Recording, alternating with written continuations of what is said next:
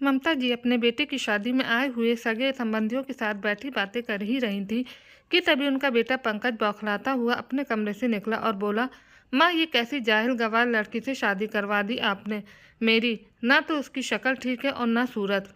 इसलिए मैंने आपसे कहा था ना कि मैं अपनी पसंद की लड़की से शादी करूंगा, लेकिन नहीं, आप लोगों को तो अपनी मान मर्यादा का ख्याल था। आपकी मान मर्यादा ने मेरी पूरी ज़िंदगी बर्बाद कर दी। मैं अपनी पूरी ज़िंदगी ऐसी जाहिल गंवार लड़की के साथ नहीं बिता सकता। इसलिए रखो इसे अपने पास ही और निभाते रहो इसके पिता को दिए वचन को। गुस्से से बोलता हुआ पंकज अपना सामान बैग में भरते जा रहा था। बेटे की बातें सुनकर राम सिंह जी बोले, ऐसी बातें अब तुम्हें शोभा नहीं देती हैं बेटा, क्योंकि अब तुम्हारे ऊपर तुम्हारी जीवन संगिनी की भी जिम्मेदारी है, जिसे विवाह के पवित्र गठबंधन से बांधकर तुम इस घर की बहू बनाकर लाए हो। उसे तुम ऐसे नहीं छोड़कर जा सकते। कैसी जिम्मेदारियां पापा, जिसके लिए मैं तैयारी नहीं था, उस जिम्मेदारी की बात कर रहे हैं आप लोगों ने मिलकर दो दो जिंदगियों को दांव पर लगा दिया है। मेरी भी कुछ ख्वाहिशें थी, कुछ सपने थे, जिसकी बलि आप लोगों ने चढ़ा दी, चीखते हुए पंकज ने कहा। तो राम सिंह जी बोले, हाँ मैं मानता हूँ हमारी भी कई ख्वाहिशें थीं, पर विश्वास करो बेटा, हमने जो किया वो बहुत सोच समझ कर किया है। हमारा विश्वास रखो, सविता से अच्छी समझदार जीवन संगिनी तुझे कहीं नहीं मिलेगी।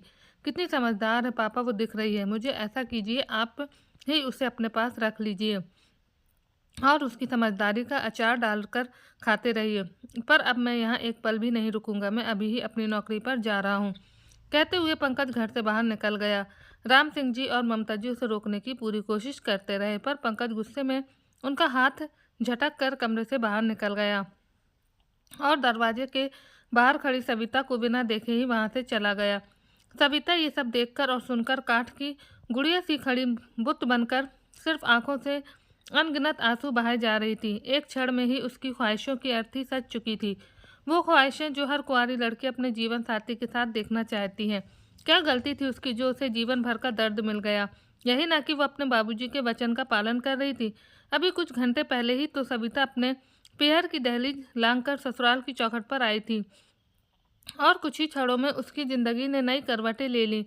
जिसके साथ शादी करके आई थी उसी ने उसको अपनाने से इनकार कर दिया। पता नहीं ये कैसे वचन की बेड़ियां बांधकर गए सविता के पिता, जिसके अंजाम के बारे में शायद ही किसी को पता हो।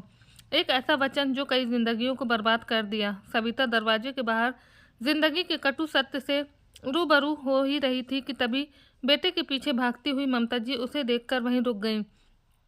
पर फिर बेटे के मुंह में व्याकुल ममता जी बेटे के पीछे भागते हुए बोलती जा रही थी कि रुक जा पंकज, रुक जा बेटा। लेकिन जब तक बाहर गईं तब तक पंकज अपनी गाड़ी लेकर चल दिया था। अब तो ममता जी के ऊपर मानो पहाड़ टूट पड़ा हो। उन्हें समझ में नहीं आ रहा था कि वो कैसे अपनी नई नवेली बहू से नज़र मिलाएंगी। जिस बहू को अभी आए हुए एक दिन भी ठीक से नहीं हुआ, उसे कैसे संभालेंगी। यही सब सोचते सोचते ममता जी वहीं बरामदे में बनी सीढ़ियों पर निढाल होकर बैठ गईं। एक तरफ बेटे का ऐसे नाराज होकर निकल जाना और दूसरी तरफ नई नवेली बहू के जीवन की चिंता। पता नहीं ये कैसी परीक्षा की घड़ी थी जो उन्हें दो राहों पर लाकर खड़ा कर दिया था। दिमाग में ये दुविधा चल ही रही थी कि तभी हाथ में पानी का गिलास लिए सविता ममता जी के पास आकर बैठ गई और बोली, माँ लीजिए पानी पी लीजिए और चिंता मत कीजिए, समय के साथ सब ठीक हो जाएगा। वक्त दर्द देता है तो मरहम भी वही लगाता है। मैं जानती हूँ इन सब की जिम्मेदार मैं ही हूँ। आज मुझसे यूँ शादी नहीं हुई होती तो आप लोगों का घर छोड़कर ये ऐसे नहीं जाते। मैं ही बदकिस्मत हूँ जो बचपन में मेरे जन्म होते ही मेरी माँ छोड़कर चली गई, जवानी की दहलीज पर आई तो पिताजी छोड़कर चले गए और अब शादी हुई तो पति मुंह मोड़कर चले गए। कहते कहते सविता भावुक हो गई। ना बेटा ना, इसमें तुम्हारी कोई गलती नहीं है। ये तो ऊपर वाले का खेल है और हमने तुम्हें इस घर की बहू मानकर कोई गलती नहीं की। ममता जी बोल ही रही थी कि तभी राम सिंह जी वहां आ गए और सविता के सिर पर हाथ रखकर बोले, सविता बेटा अपना दिल छोटा मत करो। जो हुआ उसमें तुम्हारी कोई गलती नहीं है। तुमने तो वही किया जो एक बेटी को करना चाहिए और वचन से तुम ही नहीं बंधी थी बल्कि हम भी बंधे थे। बेटा मैंने ही तुम्हारे पिता के अंतिम घड़ी में वचन दिया था कि मैं तुम्हारा ख्याल अपने अंतिम सांस तक निभाऊंगा, तुम्हें अपने घर की बहू बनाऊंगा। इन सब में न तुम्हारी गलती है और न ही पंकज की। ये सब हमारी गलती है। हमने ही बिना बच्चों की राय जाने अपनी दोस्ती की खातिर तुम दोनों को ऐसे वचन में बांध दिया। पर मैं वादा करता हूँ कि मैं पंकज और तुम्हारे रिश्ते को एक सूत्र में बांध कर ही रहूँगा। बस तुम मुझ पर भरोसा रखो बेटा। तुम्हारा ये बाप तुम्हारी जिंदगी में खुशहाली जरूर भरेगा। ऐसा कहकर राम सिंह जी उदास मन से अपने कमरे में चले गए और ममता जी सविता को वहीं अपने पास बैठाकर समझाने लगी। समय अपनी रफ्तार से चल रहा था। देखते ही देखते सविता राम सिंह जी और ममता जी की लाडली बन गई और अपनी अधूरी जिंदगी को अपने सास ससुर के प्यार की छवि में बिताने लगी। पर इन 4 महीनों में न पंकज आया और न ही उसका कोई संदेशा आया। तभी एक दिन अचानक पंकज के नाम की फ़ोन की घंटी बजी तो ममता जी ने खुशी से फ़ोन रिसीव किया और बोली, पंकज बेटा कैसे हो तुम? जी पंकज नहीं, मैं अस्पताल से बोल रहा हूँ। वो आपके बेटे का एक्सीडेंट हो गया है और अभी वो आईसीयू में भर्ती है, तो आप जल्दी से जल्दी मुंबई अस्पताल में आ जाइए। एक्सीडेंट की खबर सुनकर ममता जी के पैर लड़खड़ाने लगे और वो रोते हुए ज़मीन पर बेशुद्ध होकर गिर गईं। उनकी ऐसी हालत देखकर सविता भागकर ममता जी के पास आई और उन्हें संभालते हुए बोली, माँ माँ क्या हुआ? माँ आंखें खोलिए, क्या हुआ है? कहते हुए सविता राम सिंह जी को आवाज़ लगाने लगी, बाबूजी बाबूजी जल्दी आइए, देखिए तो माँ जी को क्या हुआ है। सविता की तेज आवाज़ सुनकर राम सिंह जी भागकर ममता जी के पास आए और उन्हें हिलाते हुए बोले, क्या हुआ ममता, बताओ तो सही किसका फ़ोन था? बताओ तो सही किसका फ़ोन था? तो ममता जी घबराते हुए बोली, चलिए जी जल्दी से, हमें अभी के अभी निकलना है वहाँ मेरा बेटा। कहते कहते वो फफक कर रो पड़ी।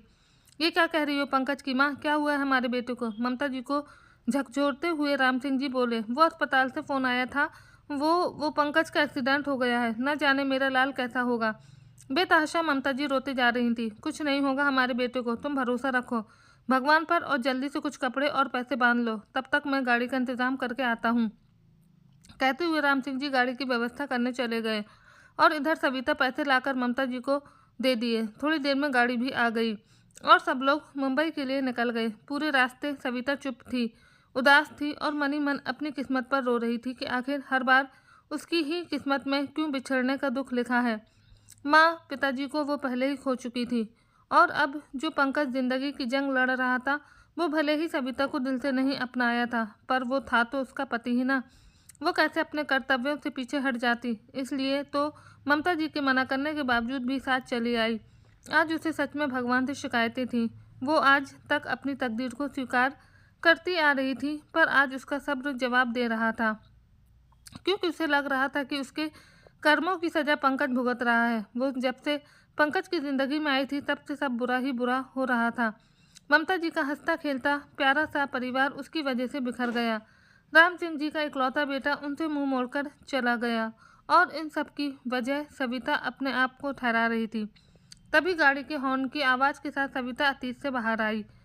सामने देखा तो गाड़ी अस्पताल के सामने खड़ी थी। ममता जी और राम सिंह जी बिना पल भर की देरी किए अस्पताल के अंदर दाखिल हो गए और रिसेप्शन पर पंकज के बारे में पूछताछ करने लगे। तभी वहीं बैठा पंकज का दोस्त आशीष उनके पास आया और बोला, अंकल जी मैं पंकज का दोस्त आशीष हूँ, आप चलिए मेरे साथ। वो सभी आशीष के पीछे पीछे आईसीयू की तरफ चल दिए और बाहर खड़े होकर डॉक्टर का इंतज़ार करने लगे। उसी बीच राम सिंह जी आशीष को एक तरफ ले जाकर पंकज के एक्सीडेंट होने की जानकारी लेते हुए बोले, बेटा ये सब कैसे हुआ? अंकल मुझे भी कुछ ठीक से पता नहीं है, बस इतना पता है कि कल रात पंकज काफ़ी निराश था, उसका जॉब छूट गया था। फिर आशीष ने रवीना और पंकज की दोस्ती के बारे में बताते हुए कहा कि दरअसल बात यह है कि थी अंकल जी, रवीना और पंकज एक ही कंपनी में काम करते थे। रवीना उसकी सीनियर थी। काम के दौरान दोनों के बीच नज़दीकियाँ बढ़ने लगी थी और देखते ही देखते दोनों एक दूसरे को पसंद करने लगे थे।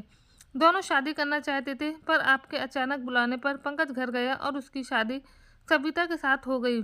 आपकी कस्में और वादे के चक्कर में बेचारा पंकज फंस गया और उसका असर उसके काम पर और उसकी ज़िंदगी पर पड़ा। शादी के बाद वो रवीना से दूरी बढ़ाने लगा और ये बात रवीना को हजम नहीं हुई और इसलिए वो पंकज से झगड़ा करती रहती। इस झगड़े की वजह से उसका मन काम में भी नहीं लगता था और अपनी दोहरी ज़िंदगी से छुटकारा पाने के लिए परसों शाम पंकज ने अपनी शादी का सच रवीना को बता दिया, जिसके कारण दोनों के बीच काफ़ी कहासुनी हुई। रवीना ने बॉस को कहकर पंकज को काम से निकलवा दिया। पंकज ये सब बर्दाश्त नहीं कर पाया और कल रात 2 बजे शराब के नशे में गाड़ी लेकर बस कहीं निकल गया। उसके बाद मुझे कुछ पता नहीं अंकल जी, बस मुझे सुबह 4 बजे अस्पताल से फ़ोन आया तो मैं भागकर यहाँ दौड़ा चला आया और तब से डॉक्टर के बाहर निकलने का इंतज़ार कर रहा हूँ। वो नर्स बोल रही थी कि काफ़ी गंभीर चोट आई है, इसलिए पिछले 2-3 घंटे से उनका इलाज चल रहा है। आशीष के मुंह से सच जानकर राम सिंह जी अपना सिर पकड़कर वहीं बैठ गए। ये क्या कर दिया मैंने? इतना बड़ा अपराध मुझसे कैसे हो गया?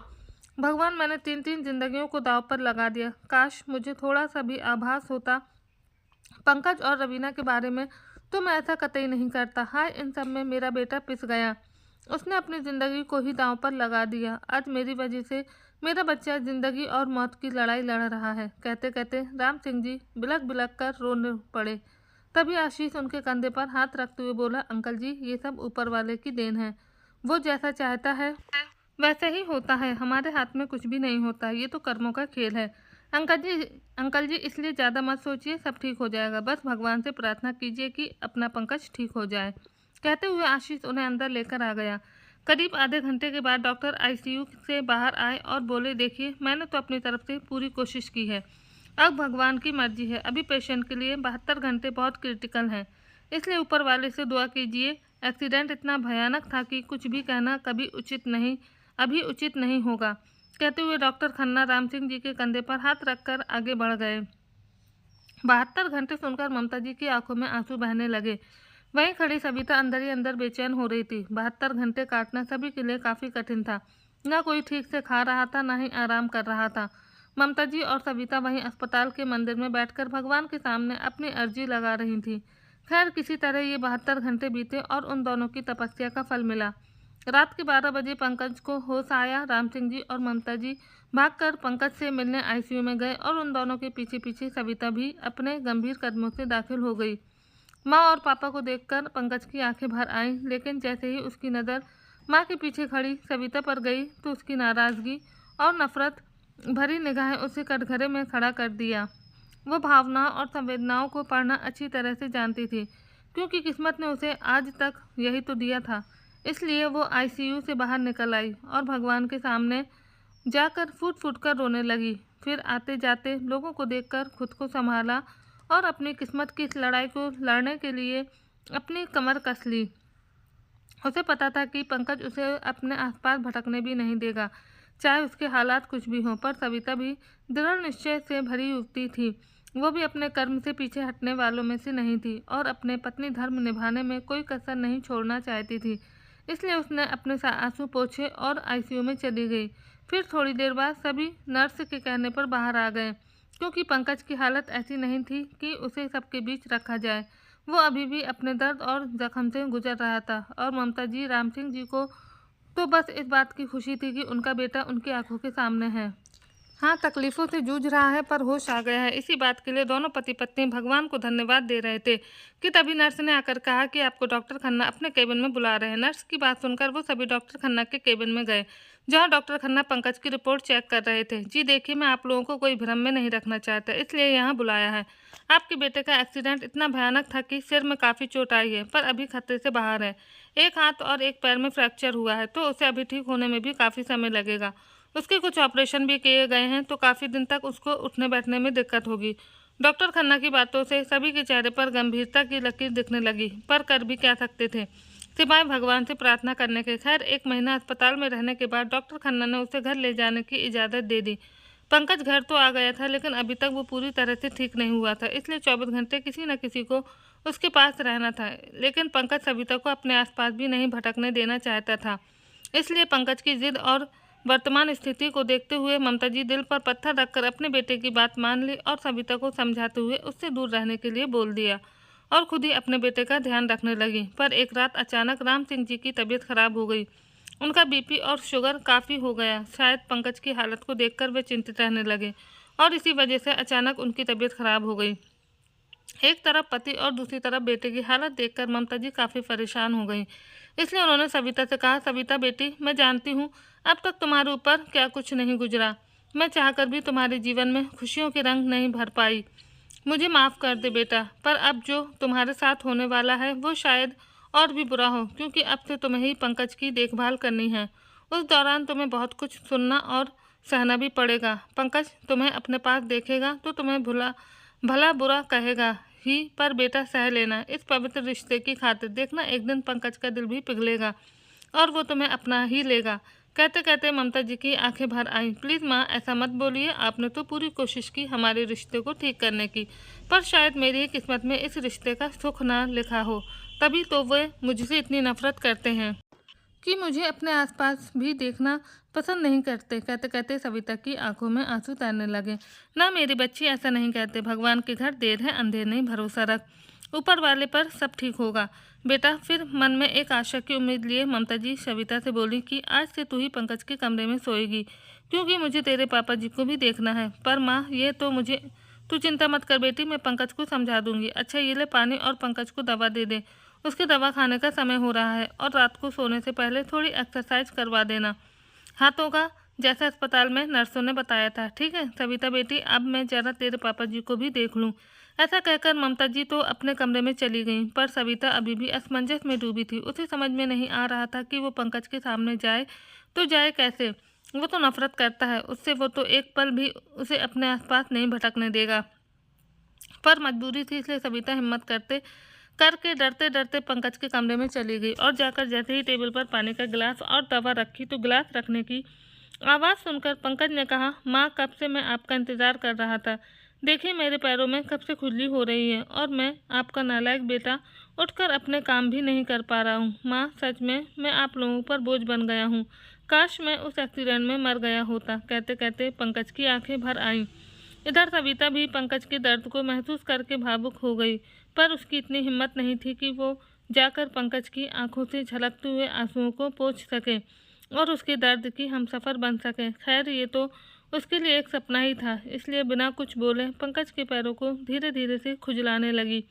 लेकिन जैसे ही सविता का हाथ पंकज के पैरों पर लगा, वैसे ही उसे अजनबी एहसास समझ आ गया और वो चीखते हुए बोला, दूर हो जाओ मेरी नज़रों से, मैं मर जाना पसंद करूँगा, पर तुम्हें अपनी नज़रों के सामने देखना कतई पसंद नहीं करूँगा। निकल जाओ अभी इसी वक्त मेरे कमरे से। गुस्से से दांत पीसते हुए पंकज बोलते जा रहा था, पर इतना कुछ सुनने के बाद भी सविता बिना कुछ बोले पंकज के बेड को थोड़ा ऊपर करके उसे दवा देने लगी। पर पंकज नफरत भरी निगाहों से सिर फेरकर उसे बार बार भला बुरा सुनाता रहा। पर सविता उसके तानों को अपने सर माथे पर लगाकर पंकज को जबरदस्ती दवाई दे दिया और पंकज के न चाहते हुए भी उसके हाथ और पैर का एक्सरसाइज करवाने लगी। अब तो हर दिन यही सिलसिला चल रहा था। पंकज सविता को खरी खोटी सुनाता और सविता उसे सर माथे लगाकर अपने कर्तव्य का निर्वाह करती। उधर ममता जी इस उम्मीद में आंखें टिकाए बैठी थी कि आज नहीं तो कल पंकज और सविता के बीच की दूरियां दूर हो जाएंगी, और शायद इसलिए जानबूझकर सविता को भेजती थी।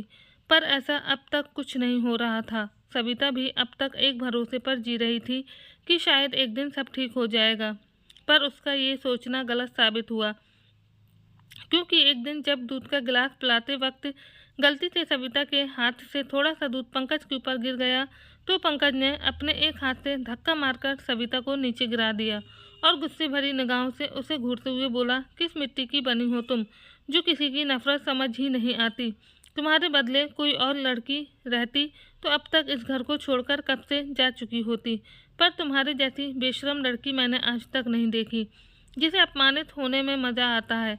अनपढ़ गंवार औरत कहीं की। पंकज की हृदयभेदी शब्द सुनकर सविता चीख चीख कर रोना चाहती थी, पर रो ना पाई। शायद वो अब तक काठ की गुड़िया बन चुकी थी, जिसे कुछ नहीं दिखता सिवाय अपने कर्तव्य के अलावा। वो अब इस घर में बस इसलिए टिकी हुई थी क्योंकि उसके सास ससुर उसे सर आंखों पर रखते थे, इसलिए अक्सर अंदर ही अंदर घुटती रही। रात के अंधेरे में अपनी तन्हाइयों में, अपने अकेलेपन में जी भरकर रो लेती और मन ही मन कहती, एक बार पंकज जी की तबीयत ठीक हो जाए, उसके बाद मैं हमेशा हमेशा के लिए इस वचन की बेड़ियों को तोड़कर इस घर से और पंकज जी की ज़िंदगी से दूर हो जाऊंगी। पति की कड़वाहट ने सविता को इस कदर तोड़ दिया था कि वो अक्सर उदास रहने लगी थी। इधर उसके चेहरे की उदासी बढ़ती गई, उधर पंकज ठीक होने लगा। अब वो खुद से उठकर बैठने लगा था। सविता का निस्वार्थ सेवा भाव उसकी तकलीफ़ों को कम करती गई। वक्त गुजरता गया और धीरे धीरे सविता के प्रति पंकज की कड़वाहट कम होती गई। देखते ही देखते कब 2 महीने निकल गए पता ही नहीं चला। अब तक पंकज के काफ़ी जख्म भर चुके थे, पर सविता के जख्म आज भी हरे थे, जिस पर मरहम लगाने वाला कोई नहीं था। हाँ, ममता जी थी उसके साथ, पर वो एक सास के साथ साथ एक माँ भी थी, जिसे अपने बेटे से ज़्यादा हमदर्दी थी। और जब से पंकज का एक्सीडेंट हुआ था, तब से वो अपने बेटे को लेकर बहुत चिंतित रहती थी, क्योंकि वो अपने बेटे को किसी भी कीमत पर खोना नहीं चाहती थी। और इस कमी को सविता ने ममता जी की आंखों में पढ़ लिया था। इसलिए वो एक दिन सुबह सुबह सबके उठने से पहले ही घर छोड़कर निकल गई, एक ऐसे सफ़र पर जहाँ उसके साथ उसकी परछाई के अलावा कोई और नहीं था। सुबह सुबह सविता की आरती के साथ उस घर के लोगों की नींद खुलती थी, पर आज ऐसा कुछ नहीं हो रहा था। इसलिए चिंतित होकर ममता जी सविता को देखने उसके कमरे में गईं, पर उसे सविता वहाँ नहीं मिली। तो भागकर रसोई में गईं, लेकिन सविता उन्हें वहाँ भी नहीं मिली। तो परेशान होकर ममता जी राम सिंह जी के पास गईं और घबराते हुए बोली, सुनिए जी, सविता कहीं नहीं मिल रही है। पता नहीं कहाँ चली गई, कुछ बताया भी नहीं। ऐसे तो वो कहीं जाती भी नहीं, फिर आज कहाँ चली गई? कहते कहते ममता जी रोने लगी। अरे वहीं कमरे में या बाथरूम में होगी। ममता, तुमने ठीक से नहीं देखा होगा। अच्छा रुको, मैं ही देख कर आता हूँ। ऐसे ही कहाँ जाएगी? कहते हुए राम सिंह जी उसके कमरे में चले गए। तभी उनकी नज़र टेबल पर रखे हुए पेपर पर पड़ी, जिसमें लिखा था, प्रणाम माँ और पापा जी। माँ, मैंने अपना फ़र्ज अच्छे से निभाया और अपने दायित्व को पूरा किया। अब मैं थक गई हूँ इस बेमतलब के रिश्ते से, बोझ से। इसलिए मैं इस घर को छोड़कर जा रही हूँ। आप लोगों ने जो रिश्ते बांधे थे वो कभी मेरे थे ही नहीं, इसलिए इस वचन की बेड़ियों को तोड़ देना ही अच्छा है। मुझे माफ़ कर दीजिएगा। माँ और पिताजी खत पढ़ते पढ़ते राम सिंह जी की आंखें भर आईं। तभी ममता जी की भी वहाँ आ गईं। क्या हुआ जी, क्या लिखा है इसमें? ममता, हमारी सविता बिटिया हमें छोड़कर और इस रिश्ते को तोड़कर हमेशा हमेशा के लिए जा चुकी है। हमने अपनी बेटी को खो दिया। ममता कहते हुए राम सिंह जी वहीं अपना सर पकड़कर बैठ गए। पंकज के पापा, ऐसे हिम्मत मत हारिए और पुलिस स्टेशन जाकर सविता के गुम होने की खबर लिखवा दीजिए। पता नहीं कैसी होगी हमारी बच्ची। हाँ ठीक है, मैं जाता हूँ, कहकर राम सिंह जी घर से बाहर निकल गए। तो ममता जी पंकज का नाश्ता बनाकर उसके कमरे में ले गईं और खिड़की का पर्दा हटाते हुए बोली, उठ बेटा पंकज, चल जल्दी से ब्रश कर ले और नाश्ता कर। जी माँ, कहते हुए पंकज धीरे से उठा और बोला, माँ, आज सुबह सुबह आप और वो आपकी। कहते कहते वो चुप हो गया, पर ममता जी समझ गईं कि पंकज सविता की बात कर रहा है, इसलिए उसे कुर्सी पर बैठाते हुए बोली, वो अब कभी नहीं आएगी तेरे कमरे में बेटा, क्योंकि वो हमेशा हमेशा के लिए इस घर को छोड़कर जा चुकी है, और रुकती भी किसके लिए। इतना कहकर ममता जी चुप हो गईं। अपनी माँ की बात सुनकर आज पहली बार उसे सविता की कमी महसूस हो रही थी, लेकिन फिर भी अपने दिल की ना सुनकर पंकज ममता जी से बोला, अच्छा ही हुआ माँ चली गई, आखिरकार उससे हम सभी को छुटकारा मिल ही गया। खैर छोड़िए माँ, जल्दी से मुझे नाश्ता दीजिए। तो ममता जी उसे नाश्ता और दवा देकर चली गईं, पर पंकज कहीं ना कहीं बेचैन था। उसे इंतजार था सविता की एक झलक पाने का। वो इस बात को बर्दाश्त नहीं कर पा रहा था कि सविता उसे छोड़कर जा चुकी है। उसे हर वक्त बस सविता के होने का एहसास हो रहा था। उसकी खुशबू उसकी सांसों में बस चुकी थी। वो उसे चाहने लगा था, पर कभी जता नहीं पाया। शायद उसका पुरुषत्व अहंकार उसे उसके सामने झुकने ना दिया। वो उससे इतनी जितनी नफरत करता था, उससे ज़्यादा मोहब्बत करने लगा था अब उससे। खैर अब तो बहुत देर हो चुकी थी। काश वक्त रहते उसे सविता के होने का एहसास हो जाता।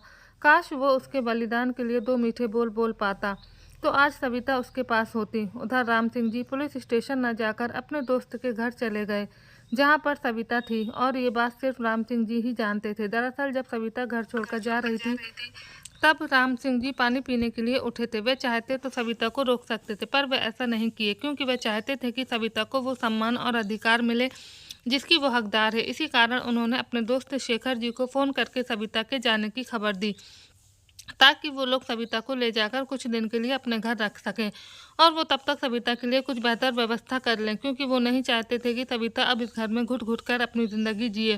क्योंकि कई बार आते जाते पंकज के कमरे से पंकज के हृदय भेदी शब्द सविता के लिए सुन चुके थे, जो उन्हें अंदर तक झकझोर देते थे। वे कितनी ही बार रो देते थे उस बच्ची के लिए जो उनके दोस्त के वादे की बलि चढ़ गई थी। गलती तो उनकी भी नहीं थी। उन्होंने तो बस अपने मरते दोस्त को इस वक्त इस बात की तसल्ली दी थी कि सविता अकेली नहीं है, उसके साथ हम हैं। पर वो आज गलत साबित हो गए।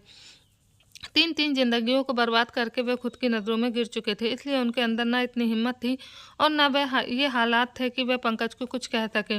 वे बेटे के साथ भी अन्याय कर चुके थे, इसलिए कुछ भी बोलने का हक खो चुके थे। पर जो गलती आज तक हो चुकी थी उसे सुधारने का यही मौका दिखा उन्हें, क्योंकि उन्हें पता था कि कहीं न कहीं पंकज इस वचन की बेड़ियों से बंध चुका था। तभी तो अपनी दोस्त रवीना से दूरियां बनाने में कामयाब रहा।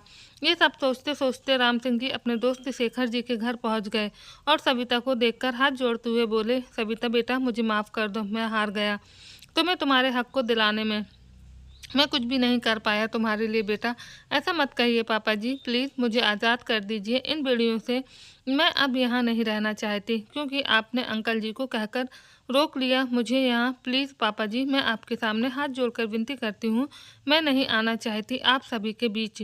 कहते कहते सविता बिलक बिलक कर रो पड़ी। सविता बेटी, कैसे आज़ाद कर दूँ तुम्हें?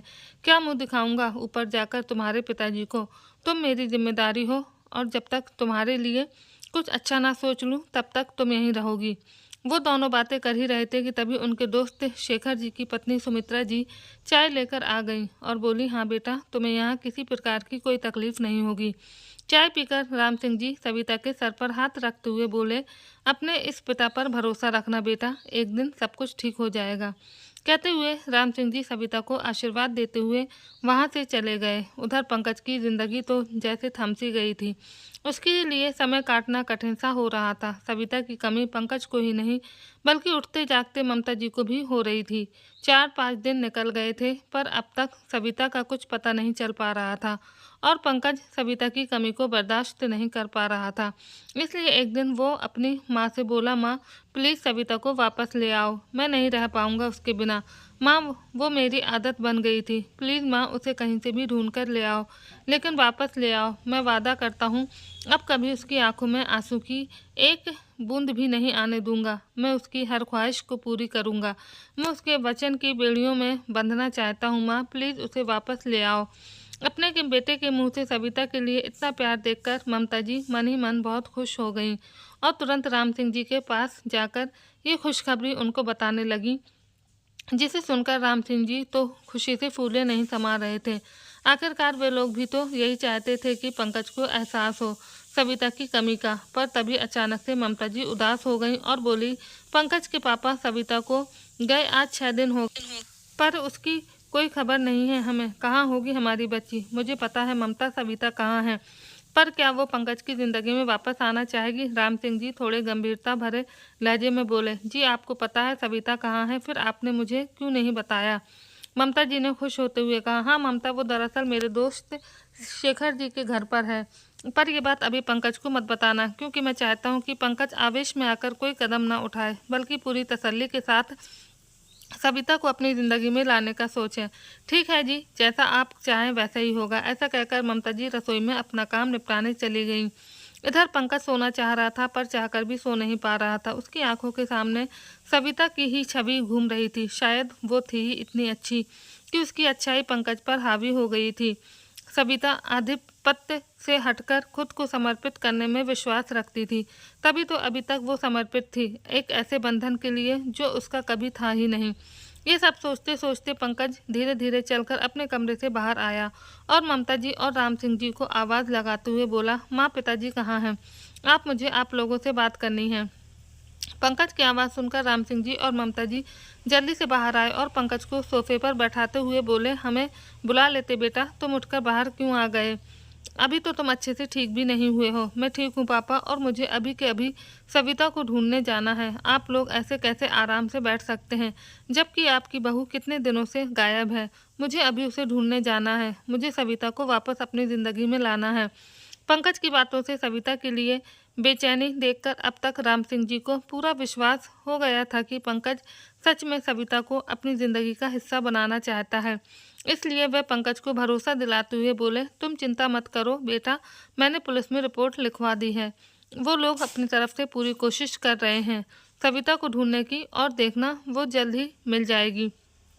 कहते हुए राम सिंह जी ममता जी से बोले कि तुम पंकज को अंदर लेकर जाओ, मैं सविता का पता करने जा रहा हूँ। इतना कहकर राम सिंह जी सविता जी से मिलने शेखर के घर की ओर निकल गए। वहाँ पहुँचे तो सविता ने घबराते हुए पूछा, क्या हुआ पापा जी, इतनी रात गए, सब ठीक तो है ना? हाँ बेटा, सब ठीक है, बस तुम्हें अपने घर वापस ले जाने आया हूँ। चलो बेटा, घर वापस चलो।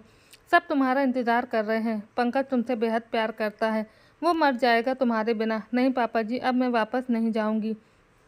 किस रिश्ते से जाऊं, बेटी के रिश्ते से या बहू के रिश्ते से? मैं थक गई हूँ पापा जी, इन रिश्तों के बोझ से। मैं अब और अपमानित नहीं होना चाहती। कहते कहते सविता फूट फूट कर रोने लगी। सविता मत रो बेटी, 6 महीने से रोते ही तो आई हो। अब तुम्हारी ज़िंदगी में खुशी के दिन आ गए हैं बेटा। मैंने पंकज की आंखों में तुम्हारे लिए फ़िक्र देखी है, इसलिए मेरा विश्वास करो बेटी, अब वो तुम्हें कभी तकलीफ़ नहीं देगा। अब वापस अपने घर चलो बेटी। कहते हुए राम सिंह जी भावुक हो गए तो सविता पापा जी कहकर उनसे ऐसे लिपट कर रोने लगी जैसे एक बेटी विदाई के समय अपने पिता से लिपट कर रोती है। आज देखा जाए तो राम सिंह जी ने भी एक बेटी के बाप होने का फ़र्ज निभाया था। खैर, सविता राम सिंह जी के साथ अपने ससुराल जाने के लिए राज़ी हो गई। ससुराल पहुंची तो ममता जी उनका इंतजार ही कर रही थी। सविता को देखकर वह ऐसे रोईं जैसे कोई बेटी शादी के बाद पहली बार अपनी माँ से मिलती है। बाहर की चहल पहल देखकर पंकज भी धीरे धीरे चलकर उनके पास आ गया और अपने दोनों हाथ जोड़ते हुए सविता से बोला, मुझे पता है सविता, तुम मुझे कभी माफ़ नहीं करोगी क्योंकि मैं हुई इसी लायक, लेकिन अगर तुम मेरी ज़िंदगी से चली गई तो मैं मर जाऊँगा, इसलिए मुझे माफ़ कर दो प्लीज़ सविता। मैं वादा करता हूँ तुम्हारा हाथ कभी नहीं छोड़ूंगा, तुम्हारी आंखों में आंसू की एक बूंद भी नहीं आने दूंगा, पर लौट आओ मेरी ज़िंदगी में। मैं उन 7 वचनों की बेड़ियों से मैं बंधना चाहता हूँ। कुछ तो बोलो सविता, तुम्हारी खामोशी मुझे अंदर तक चीर रही है। कह दो आज जो भी कहना है, पर ऐसे खामोश मत रहो, नहीं सहन होती तुम्हारी ये खामोशी। आज पंकज के मुँह से अपने लिए इतनी फिक्र देखकर सविता की आंखों से झरझर आंसू बहने लगे। तभी पास खड़े राम सिंह जी और ममता जी ने दोनों को अपने सीने से लगा लिया और बोले, बस करो बेटा, बहुत रो लिया, अभी भी देर नहीं हुई है, आगे की ज़िंदगी खुशी खुशी से बिताओ। आपके माता पिता हमेशा आपके साथ हैं। आज सही मायने में उन दोनों के रिश्ते को सच्ची पहचान मिली थी। तो दोस्तों, आपको ये कहानी कैसी लगी कमेंट करके ज़रूर बताएं। वीडियो को लाइक करें, शेयर करें और चैनल को सब्सक्राइब करें।